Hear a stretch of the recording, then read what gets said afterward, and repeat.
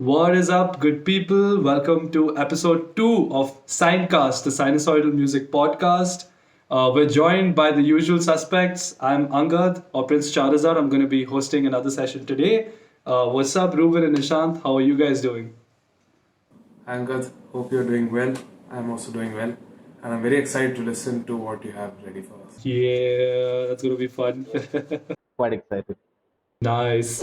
So we'll do our genre roulette, and this one obviously is not the same. It's not in the same territory as the one that we listened to last time, but it's still a little tricky, and it's still very unique.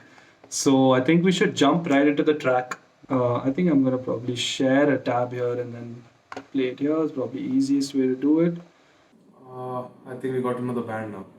I'm just going to assume they play pop rock. Assume, bro. That's what, another thing I thought, I was like, will the picture give it away? And I was like, you know what? No, it's just going to confuse you guys even more. So try it out. Try it out. I'll be sure. Let's see. Let's see. Angad is reverse psychology us. I feel like I'm always just either setting you guys up or like doing some reverse psychology just to like. Yeah. All right, cool. So I'm going to hit play. Yeah. Don't be an asshole, or I won't give you back your lucky hoodie. Dude, just wearing your hoodie? Souvenir. Small price to pay for last night. Dude, I'd be pissed if some girl took my hoodie. You're not gonna get that back. At 8 a.m. I always do this, and I'm going to continue to do it again, where I just give you a insanely small snippet.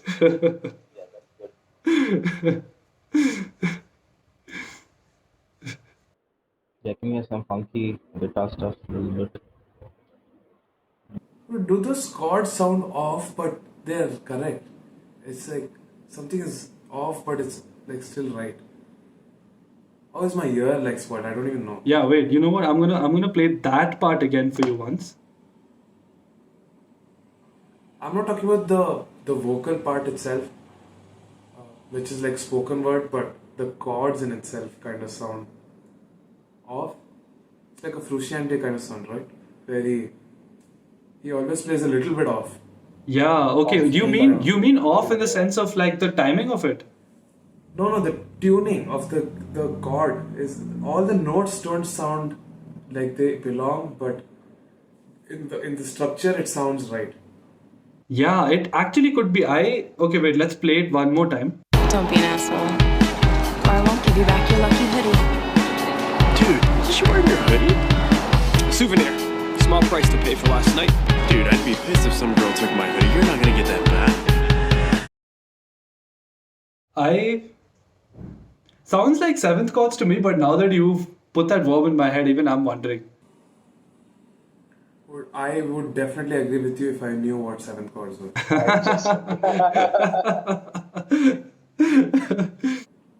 I have no idea what those things are. So seventh chords is just when you add a layer of complexity into that chord. No, basic chords would be your root, third, and fifth, which are just notes of the scale.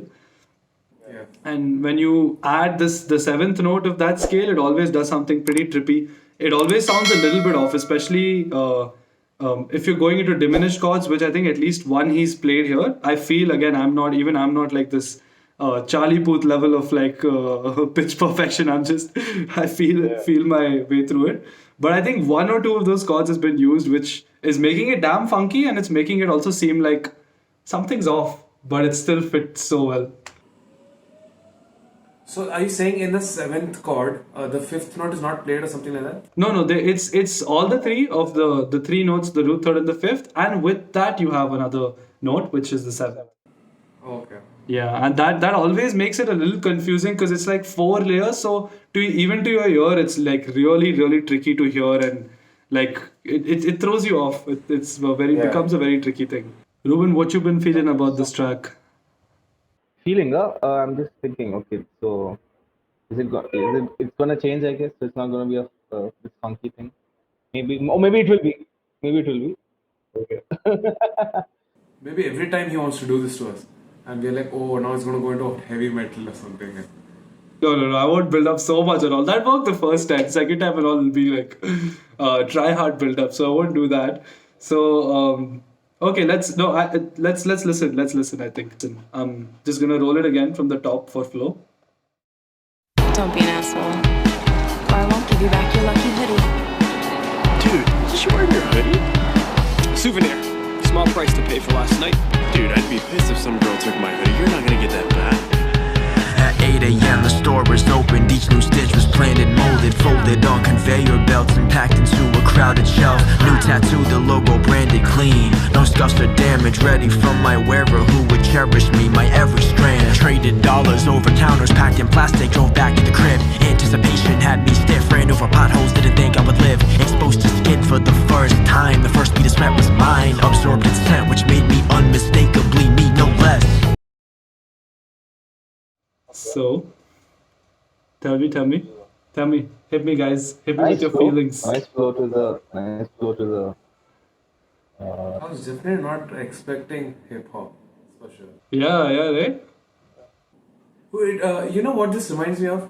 Gorillaz feel good when De La Soul gets in. Right, yes, Gorillaz, exactly. This does remind me of Yes. Gorillaz. That is a very good analogy, dude. Damn.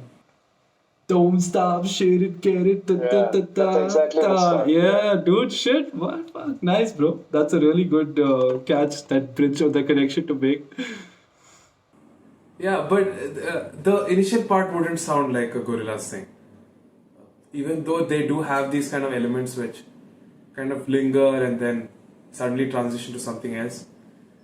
It's weird. It's like the ingredients, they still kind of fit together because it's the same ingredients. Gorillaz also have that, not like this funky and like this slightly tilted, I'm gonna call these chords. You know, that's that feeling you were talking about earlier. It doesn't feel like it's just in one straight melody. So that kind of thing is still unique about it. But when that rap hits, it just has like that same feeling of that Gorillaz song. That's a really cool thing. Yeah. Same but different. Yeah, I suppose even the rhythmic feel of it. Yeah. It definitely has a very cool rhythmic feel. It's like the chords themselves are they're center of that. Yeah, they are pretty much this driving center of that. Because the drums are like just pretty straight. So it's like yeah. Nice. Percussive lessons by Prince Charizard. Yeah. If I become a drums teacher, that's how I'm gonna do it. As long as whatever you're telling us about these seventh chords are true. Because God knows what this is supposed to be.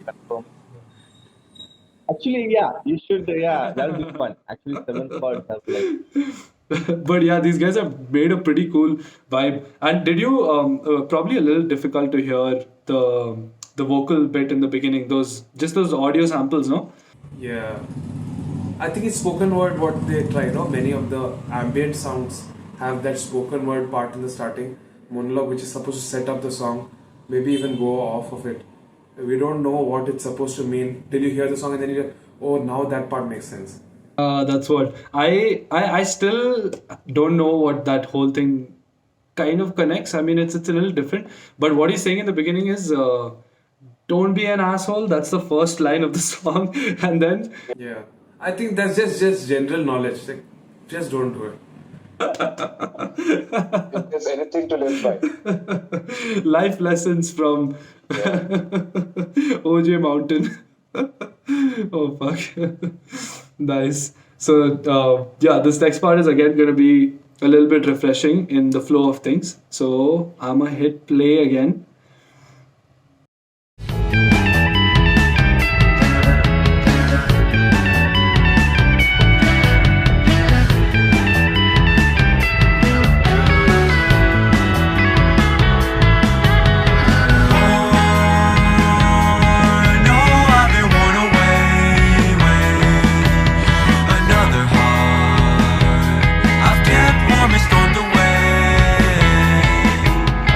Wrapped around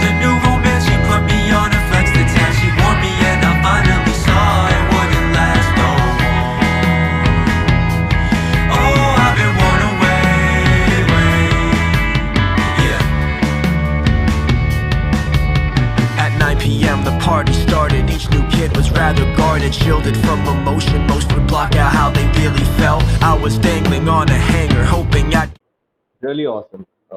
Especially the vocal part we just heard, right? And those chords, very very interesting harmonically actually. Even the guitar line, of course, the guitar line right before, like, okay, yeah, those, It's like the whole band changed.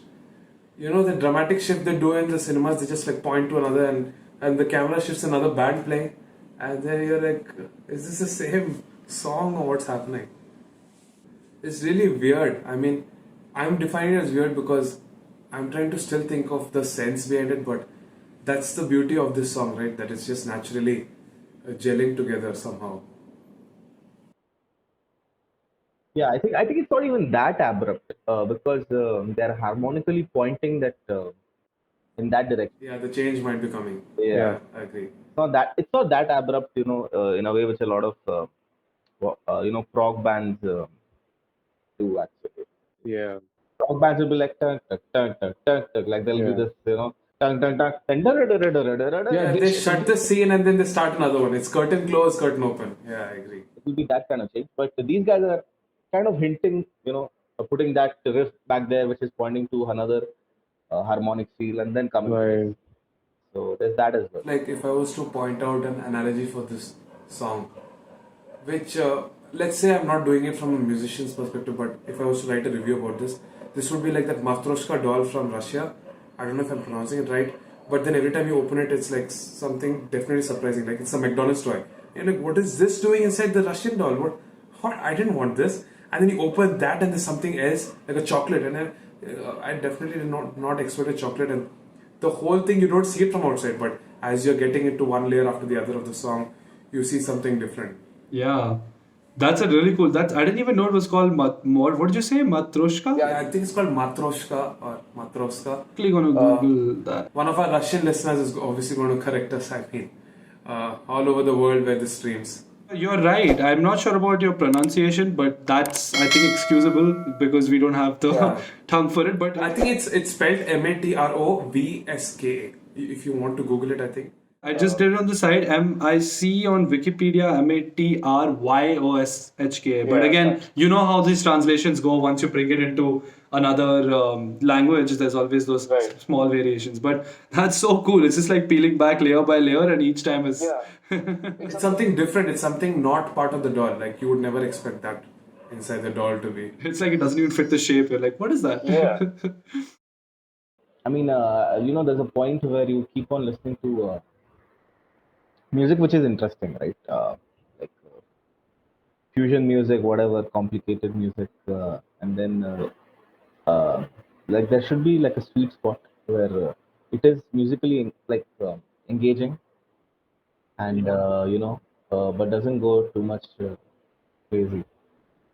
But I guess that would also depend on the cultural background of That's true, but there's also like something that happens on a universal level. I think what you're saying is very true, man, because that's why there's artists like these guys like OJ Mountain who can create something like this which is so fresh and it doesn't necessarily fit any of the boxes of genre that we define, but it still works because it just feels right, and obviously there is that level of taste, so like it'll feel right to all of us even though we don't like it, but still something will be like, okay, this is a good song, these guys clearly know their shit, they're a pretty good band, you'll just be like, maybe I don't like it, it's not my cup of tea, that's a different thing. But that universal human tendency to just recognize patterns and sine waves is something which is always there. No, it's quite trippy, I think.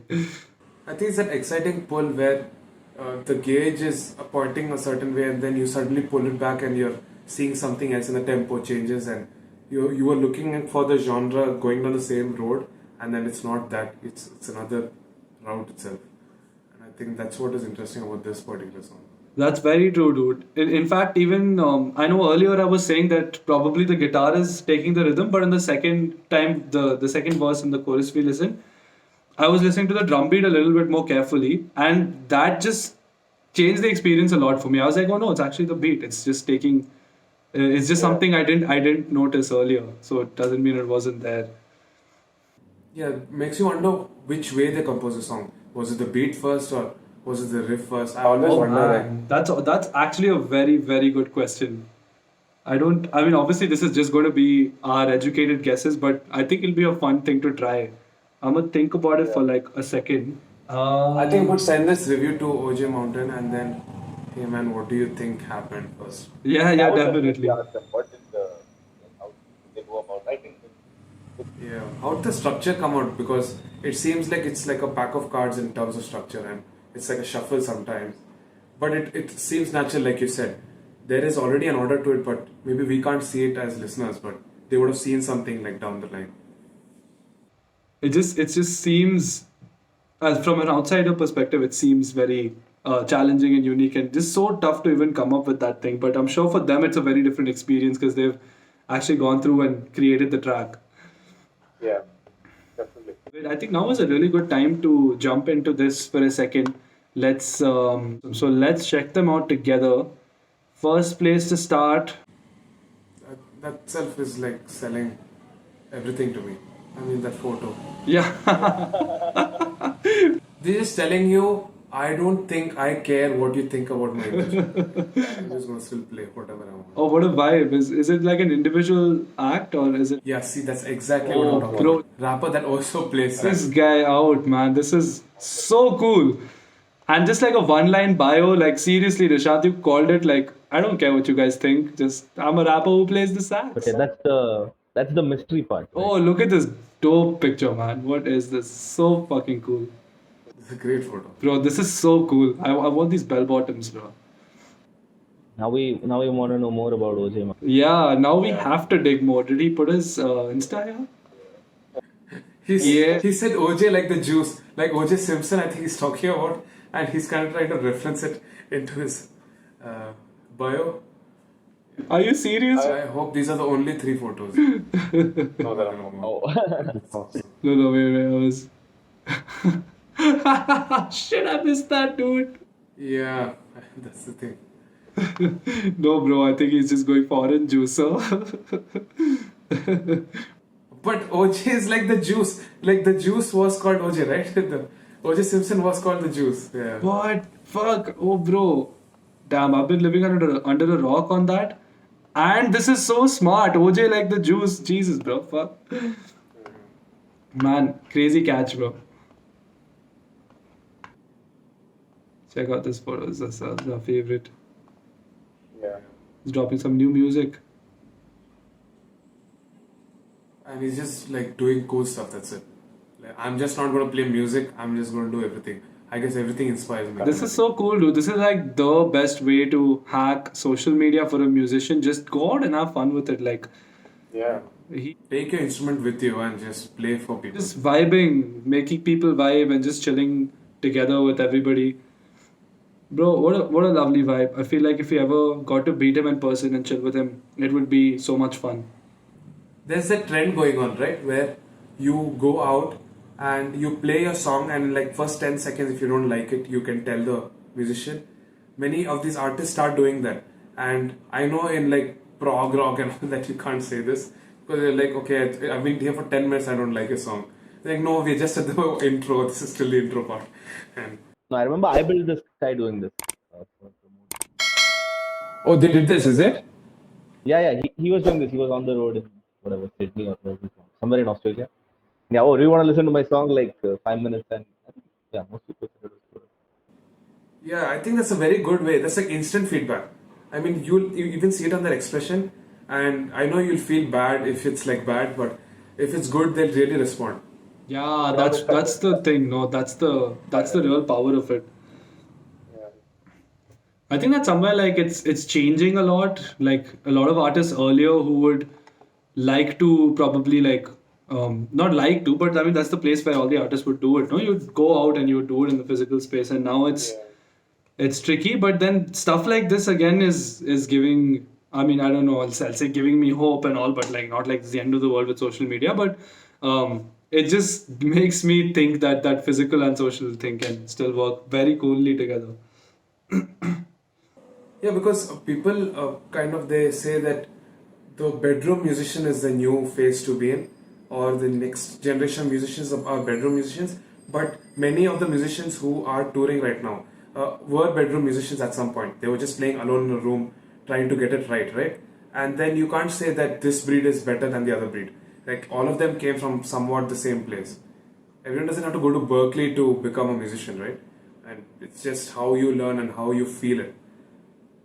I mean, John Mayer and Jack White, all of these guys were bedroom musicians and they started with an 8-track and now look where they are. Like when they tour and perform, they have the same energy as the recording. So who's to say who is better and who's worse, that kind of stuff. That's so true, dude. I was just seeing this one video on Bon Iver the other day, and how he made that first album of his, just a self-titled album, and Yeah. and it was with like literally one SM57 in a cabin somewhere with a really old cheap guitar, and it worked because it was so raw and real, and that's why the album went platinum. Really cool video. I'll probably link to it in this video somewhere if I can find it. I think something fascinating here is that traditionally you always had studios and stuff, which is still happening, of course. Trying to give a direction to some of this stuff, and of course it is still happening. But yeah, the question in my mind is, at what somewhere, yeah, there's something, like, it's not that they have control over trends at some level. I mean, the question here is, to what extent they do have control, and what extent do they keep wanting to reach out to some up and coming artists, some new trend within broader music. That when you reach that level, you're actually able to, what you do becomes a trend. I mean, obviously it's still not that easy. Even if for someone like, say, Slash, also, even if he does something today, being Slash, he's literally like the guitar god, but it still won't necessarily trend. So trends are tricky, but still, to have the power to create a trend is challenging. But I think in music, it's best to try and fail rather than just ride the trend, because then it kind of places you in this section of trending, which again is not necessarily bad. But I personally think that if you're trying to be a musician with some kind of unique expression, then you need to like try, and you need to fuck up, and then you need to keep just doing that cycle of trying, fucking up until you get it right. Yeah. And maybe we don't know, like, does all good music become trending? You don't know. With the amount of content that's coming, right? There's another complexity to it. So, what is a trend? Who defines the trend itself? Like, is it because it appeals to the mass, or does it appeal to few people somewhere, and that itself is trending for them, and they don't even know that they're creating the trend? It's a really like complex question within itself. The ones who are doing it, they don't know, right? For them also, it's half the time it's just some random shit which ends up like whatever trending, quote unquote, again. But this is a very this is a very nuanced question, actually. It's to do with that folk music. Like people always ask, whose is the folk song, and then in the end it becomes like it belongs to the people. It just doesn't belong to us anymore. It's what Jack White said for the Seven Nation Army, right? So when he did compose a track, he didn't know it was supposed to be a throwaway song, and then like few months later it starts building, and now it's a stadium chant. And he's like, it doesn't belong to me anymore. It belongs to all the stadiums and the people. It's just that's the hook of the song itself. That's such a good way to approach it, because I think like a lot of the times it's tempting to be like, I made the song or do it this way. But the kind of stance Jack White is taking, he's giving us an insight into, he's like, okay boys, this is what happened. I made it. I didn't think this was gonna work. I didn't think it's gonna like happen, nothing. And now he's like, it's this uncertainty of life, or whatever force is out there. The universe took it, the people took it, or whatever the fuck made it happen. It's happening, and you can't just definitively say, oh, I did this, so this happened. That line is not so easy to draw. Very shit, dude. I love Jack White, man. I love these artists because it's just have that kind of having that openness to just admit things like that. Yeah, it's like when Trent Reznor had also said it for Hurt, right? Nobody knew Nine Inch Nails made Hurt, the original. But then by the time Johnny Cash made that version, which holds so well because of the kind of words, the power he has, and the grit is the song, and it's like that raw, and the way he speaks and sings. I mean, like Trent Reznor said, it's not my song anymore. It belongs to Johnny Cash. It's his. I do not own that song. I wrote it, but I do not own it. he's actually added something to that expression, you know. He's not just trying to replicate their version. He's really made it his own. That's so true, bro. That's very interesting. Everything is a remix. I'm sure this is something which we've heard before. Everything is a remix in life, like, you know. We should probably wrap up this episode for now, and we'll be back at it with some new tunes, some new confusing bangers, maybe some mellow bangers, some mellow hype in the next episode of SineCast. And yeah, thanks a lot everybody for tuning in, and we'll see you guys real soon. Yes, thank you so much. See you guys later. Bye.